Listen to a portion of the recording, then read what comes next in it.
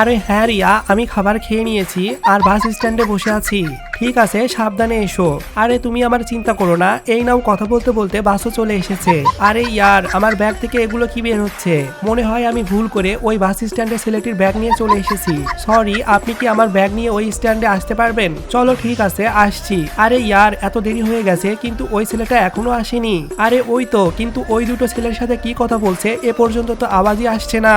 আরে ও তো কাউকে মারার ইশারা করছে, জলদি ভাগ জিনি, নয়তো তুই গেছিস। ওই শোনো মেয়ে। আরে না, ও তো আমায় দেখে নিয়েছে আর ও আমার পিছেই আসছে।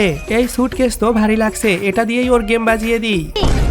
শালা আজকের পর থেকে আমাকে দেখেই থরথর করে কাঁপবে। কাজ করতে করতে কখন যে রাত হয়ে গেছে জানতেই পারিনি। আরে আমাদের নতুন বসের কি হয়েছে? জলদি উনাকে হসপিটালে নিয়ে চলো। তুমি কি জানো জিনি, আমাদের অফিসে নতুন বস এসেছে?